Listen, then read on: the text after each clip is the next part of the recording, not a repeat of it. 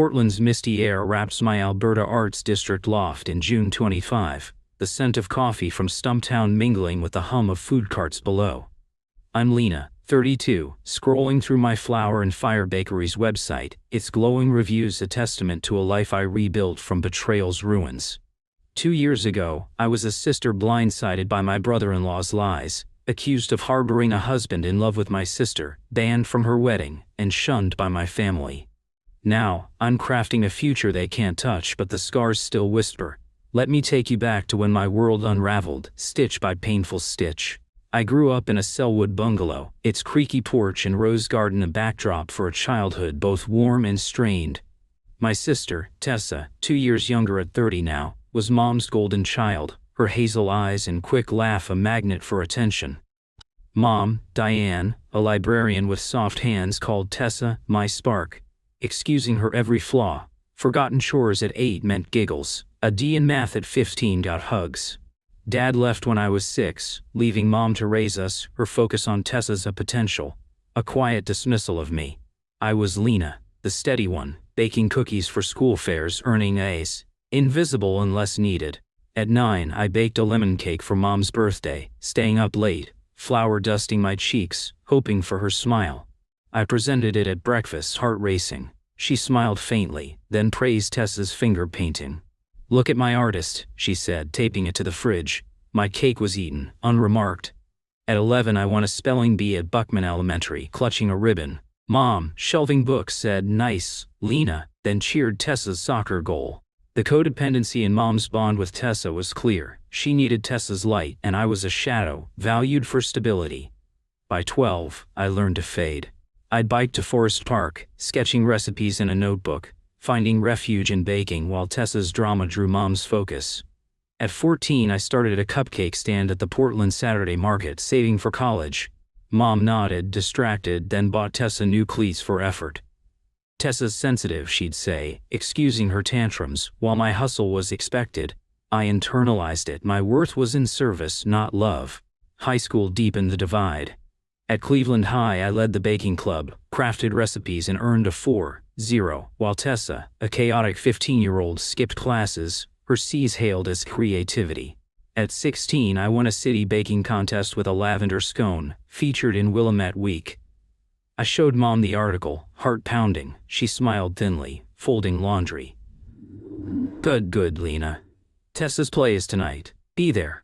Tessa's sloppy set design got a frame. My scone recipe sat in a drawer. The gaslighting began, subtle but sharp.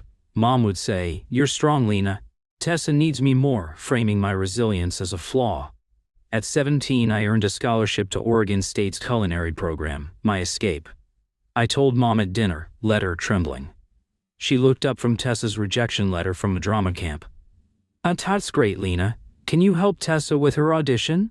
Tessa, eating pasta, smirked. "I'll get in somewhere, sis." My triumph was a whisper next to Tessa's chaos. I vowed I'd build a life they couldn't ignore. By 18, I was at OSU, baking in dorm kitchens, while Tessa partied, dropping out of community college. Mom excused her, she's finding her path, while I worked weekends at Voodoo Donut, saving for a future. At 20, I met Ethan, a barista at Powell's Books, his warm brown eyes and love for poetry a balm. We'd stroll the Pearl District, sharing scones, dreaming of a bakery. "You're a force, Lena," he'd say, kissing my flour-dusted hands. He was my anchor, and I thought family could heal with him by my side. Ethan and I married in 2019, a small ceremony at Multnomah Falls, mist on our faces. I was 26, he 27, his vows promising a life of love and laughter. Ethan, an only child, embraced my family, treating Tessa like a sister. They'd tease each other at Sunday dinners in Selwood, Ethan joking about her Oscar-worthy tantrums, Tessa laughing, tossing her hair. Mom adored him, calling him the son I never had, a warmth I craved but rarely got. Ethan's kindness shone. In 2021, Tessa wanted to start a yoga studio, her latest dream. She had no savings, so Ethan offered a $5,000 interest-free loan, his savings from barista tips.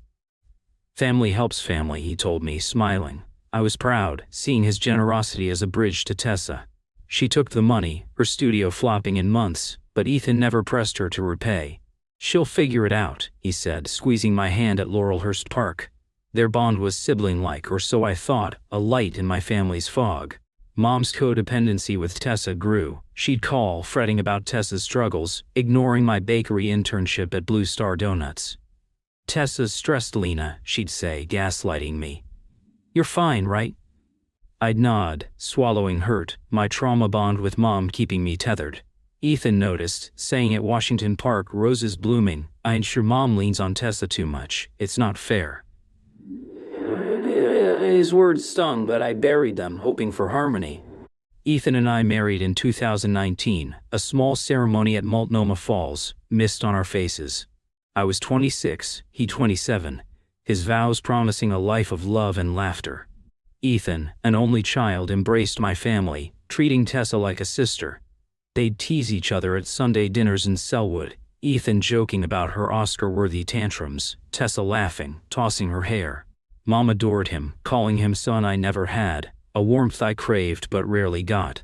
Ethan's kindness shone. In 2021, Tessa wanted to start a yoga studio, her latest dream.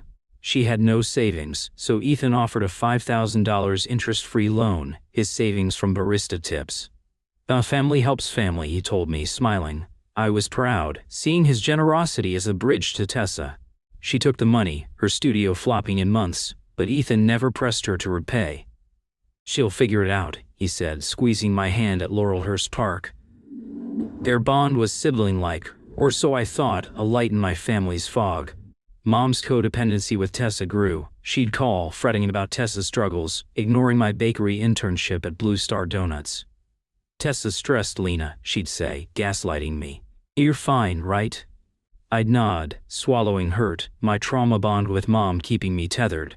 Ethan noticed, saying at Washington Park, "Roses blooming. And sure, my mom leans on Tessa too much. It's not fair." His words stung, but I buried them, hoping for harmony. My friend Nora was my lifeline. A 34-year-old photographer in St. John's, she'd known me since OSU, her blunt humor cutting through family noise. At 22 she'd spotted Tessa's narcissism, saying over beers at Breakside Brewery, "We're sisters, a drama magnet. Your mom eats it up." Her support was a balm, her texts, "You're killing it, Lena," easing my wounds. In 2022, Nora moved to Alberta Arts, and we bonded at Salt and Straw, her stories of bad clients a welcome distraction. Nora loved Ethan, calling him, "Your poet prince." We'd hang at Peninsula Park, Nora snapping photos while Ethan and I shared pastries. When I landed a headbaker roll at Lovejoy Bakers, Nora cheered louder than Mom, buying me a celebratory IPA. "You'll own Portland," she said, eyes bright. Her faith countered my learned helplessness, a reminder I could rise above family shadows. In 2023, Tessa got engaged to Jared, a 35-year-old realtor she met at a yoga retreat. Jared was charming, his slick smile and tailored suits a contrast to Tessa's chaos. They moved fast, planning a June wedding at a Columbia River Gorge venue. I was thrilled, hoping it would stabilize Tessa. Ethan and I met Jared at a Selwood cafe, his handshake firm, his laugh too loud. "Tessa's my world," he said, arm around her. I smiled, ignoring the chill in his eyes. The wedding invitation arrived in April, a cream envelope with gold script. Tucked inside was a note, handwritten, "Lena, please attend alone. Lena, please attend alone."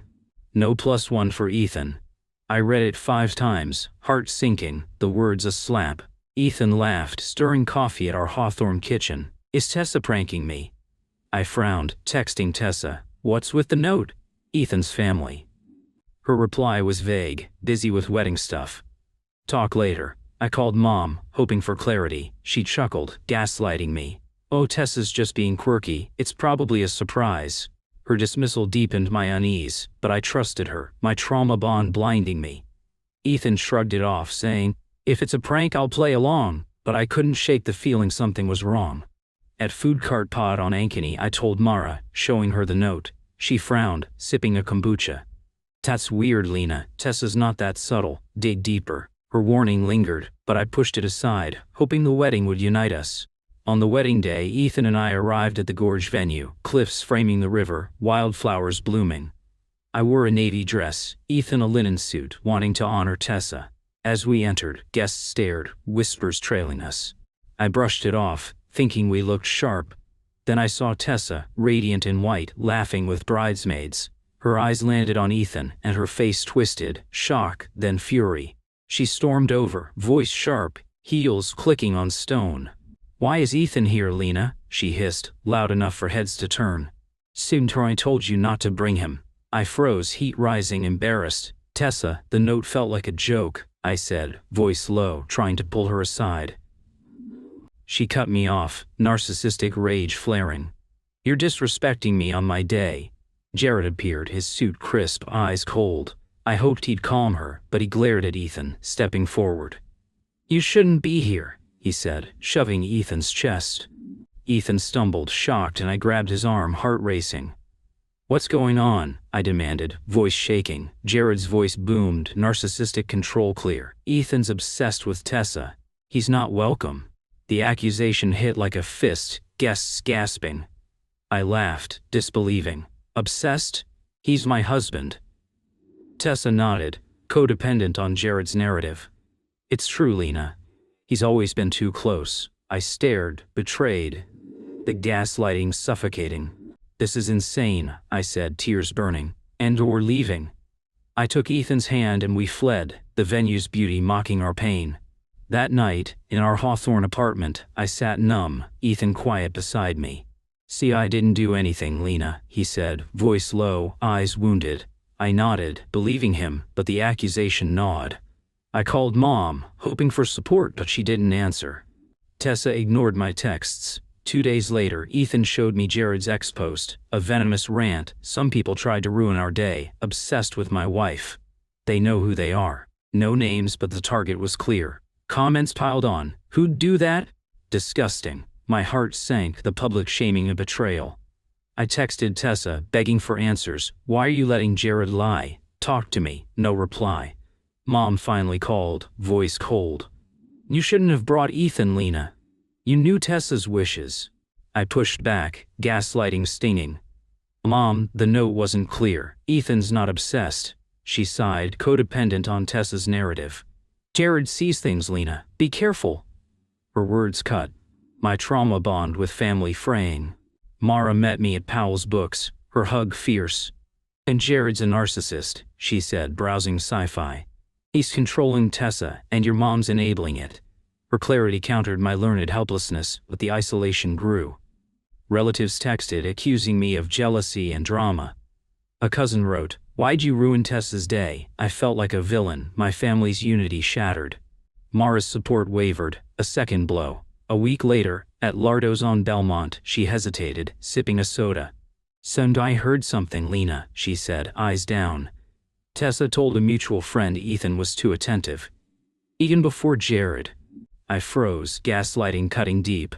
"Attentive?" "He helped her, Mara." "You know him," she sighed, gaslighting unintentionally. "Maybe he was too close." Tessa seemed convinced. The betrayal stung. Mara, my rock, doubting Ethan. I stood, voice cold. "And you're buying their lies, Mara. I thought you knew me." She texted apologies, but the trauma bond with her cracked, trust shaky. Mom's codependency worsened. At her Selwood house she defended Tessa, saying, "Jared's protecting her, Lena." Ethan's loan was odd. I laughed, furious. "Odd, it was kindness." She shrugged, gaslighting me. "Jared says Ethan's obsessed. Tessa believes him." I left, heart heavy, realizing Jared's narcissism had infected my family, twisting Ethan's generosity into a lie. The months after were a haze. I threw myself into baking at Lovejoy, kneading dough to silence pain. Ethan worked longer at Powell's, his laughter dimmed, the accusations await. Friends asked about the wedding. I snapped, "It's over," and withdrew. The learned helplessness was a shroud. I'd believed family love was possible, now it felt like a myth. I burned Tessa's old yoga flyer, ashes falling in our sink, tears stinging. My Aunt Clara, Mom's sister in Eugene, was my lifeline. A potter with a sharp wit, she'd always seen Tessa's narcissism. She called, voice warm. "Jared's a snake, Lena. I'm with you." Her support pierced my despair, a reminder I wasn't alone. I dove into work, creating a sourdough line that sold out daily, my focus a shield. Clara sent updates. Tessa lived with Jared in Lake Oswego, her yoga dreams dead, reliant on him. Mom excused her, she's in love, while Jared's narcissism tightened its grip. Chapter 10. The friend who stayed in 2024, I met Owen at Flour and Fire, my new bakery in Mississippi Avenue. He was 33, a food critic with a quick laugh and a knack for truth. Over coffee at Never Coffee, I spilled my story, raw and halting. "That's some gothic novel BS, Owen said, eyes fierce. "Jared's a control freak. You're bigger than this." His support cracked my walls, a friendship born in late-night recipe tests and Forest Park hikes. Owen's mantra, "Bake your truth, burn the lies," fueled me, countering learned helplessness. Owen pushed me to shine. When I hesitated to pitch Flour and Fire to a local food festival, he grinned, notebook open. "You're not Tessa's shadow, Lena. Own it." I did, earning a spotlight booth, my pastries drawing crowds. Owen's North Portland apartment became my refuge, his cat, Muffin, a purring therapist. "You're rewriting your story," he said, slicing my brioche. His words, with Clara's, solidified my boundary formation. In early 2025, I mentored Zoe, a 19-year-old apprentice at Flour and Fire. She was quiet, talented, her breads precise but hesitant. Over tea at Tea Chai Te, she shared her story. Divorced parents, no praise, always not enough. "Soon I feel invisible," she said, eyes down. I saw my younger self, the learned helplessness I'd fought. "You're not invisible, Zoe," I said, voice firm. "Your bread speaks. Let it sing." I guided Zoe through sourdough starters, teaching her to trust her hands. At a Portland farmer's market, her rosemary loaf sold out, her smile radiant. I cheered, louder than her mom who didn't show. "You're a star," I told her, hugging her tight. Mentoring Zoe was my boundary formation, lifting others without losing myself. She texted, "Thanks, Lena, you're my hero." Her words healed my childhood wounds, a cycle broken. By 2025, Flour and Fire was a Portland staple, its Mississippi Avenue shop buzzing, my recipes in Portland monthly. I opened a second location in Nob Hill, my savings now a small fortune. I moved to an Alberta arts loft, its city view a symbol of my climb. I worked long hours, baking, managing, thriving in chaos. Owen and my team hit Alberta street bars, trivia nights at Radio Room a ritual, their laughter my chosen family. I dated sparingly, Ethan's pain a scar but found peace in solitude, biking the Springwater corridor, baking at dawn. Clara's updates darkened, Jared's real estate deals tanked, his temper flaring. Tessa, 30, worked part-time at a Lake Oswego boutique, spending more on voodoo donut runs than she earned. Mom sold the Selwood house, moving to a Beaverton condo, Tessa mooching. Tara wrote, "But it's their choice." I read it at Powell's, pages rustling, and felt resolve. Their codependency drowned them. I was soaring, my boundaries a shield. In February 2025, Mom had a stroke. Despite everything, I stepped up, paying $30,000 in medical bills and hiring a nurse, not for her but to ease my heart. Tessa did nothing, her boutique job paying little, her effort nil. Mom, recovering, apologized at her condo, voice weak. "I leaned on Tessa too much, Lena. I'm sorry. For the first time, I felt seen, and we began rebuilding, talking over tea at Tao of Tea, cautious but hopeful. When I planned my vow renewal with Ethan, a celebration of our resilience, inviting Mom felt right. Our bond was healing, and I wanted her at our Forest Park ceremony. But inviting Tessa was unthinkable. She'd never apologized, her narcissism fueled by Jared. Mom pushed, saying, "Tessa's changed. Lena, give her a chance." I asked, "Has she apologized?" She sighed, gaslighting me. "It's been years, Lena. Let it go." I refused, voice firm. "No apology, no invitation." Jared called, voice sharp. "Invite Tessa, or I tell everyone Ethan's still obsessed." I laughed, cold. "Try it, Jared. No one believes you." He issued an ultimatum, "Invite us or your mom skips." I disinvited Mom, heart heavy, asking Aunt Clara to stand in her place. Clara agreed, honored, saying, "Jared's a leech. I'm proud of you." The boundary formation was my armor, their threats empty. The vow renewal in May 2025 was magic. Clara stood by me under Forest Park cedars, pride in her eyes, her pottery necklace warm against my skin. Ethan glowed, our vows raw, promising love through pain. We danced at the reception, Portland's skyline twinkling beyond food carts, surrounded by love. Owen, Zoe, Clara, my cousin Liam, Mom, Tessa, and Jared's absence was a relief. My boundary formation holding. Clara gifted us her Cannon Beach cabin, a shock. "And your family, Lena," she said. "And build memories there," I cried, the gesture a balm for years of blame. Jared, learning of the ceremony, erupted on X. "Some people stole our day and our inheritance." Memes roasted him. Lena's vows, Jared's lies. Tessa texted, narcissistic as ever, "You took Mom's spot in Clara's cabin. You'll pay." I blocked her. Their greed no match for my peace. Owen showed me X comments. "Lena's a queen. Jared's a clown." Mara's betrayal resurfaced. She called, apologetic. I told Tessa about the ceremony, Lena. I thought it'd help. Her trauma bond with Tessa had pulled her back, a sting I hadn't expected. I forgave, wary, meeting her at Mississippi Pizza. "No more leaks, Mara," I said, voice firm. She nodded, guilt clear, our trust rebuilding slowly. Tessa escalated, crashing a flower and fire event at Lansu Chinese garden, drunk, yelling, "Lena's a thief." Her narcissism was a spectacle, her dress wrinkled, eyes wild. Owen stepped in, voice sharp, "I leave Tessa or it's security." Guests filmed. The video hitting X. Lena's sister flops at bakery event. Memes piled on. Tessa, the drama nobody ordered. In June 2025, I launched Baked Truth, a podcast from Flour and Fire, sharing stories of betrayal and resilience. My first episode, recorded at Alberta Arts, detailed Jared's lies, Tessa's narcissism, and Mom's codependency. It exploded, 500,000 downloads, listeners empathizing. Lena's story is mine.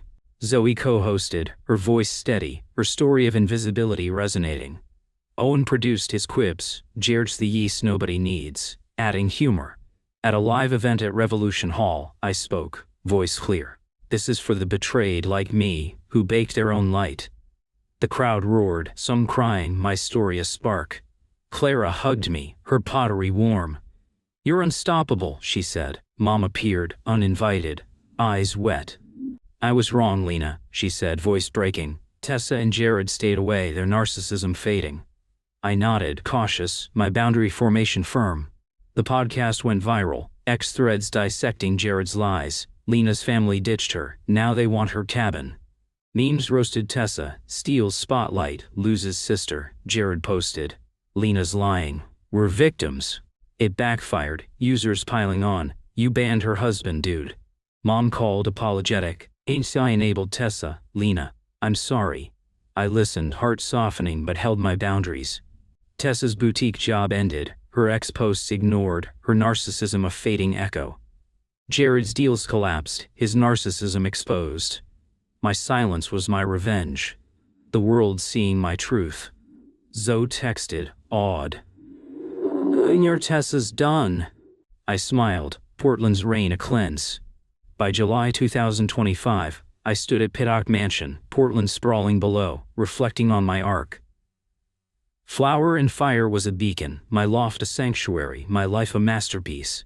Tessa faded, jobless, her narcissism powerless. Mom rebuilt trust, our tea dates cautious but warm. Clara thrived, her pottery in galleries. Owen was my brother, Muffin my therapy. Zoe shone, her breads citywide. Liam stayed close, my only sibling tie, his texts. "You're epic, Lena, a gift."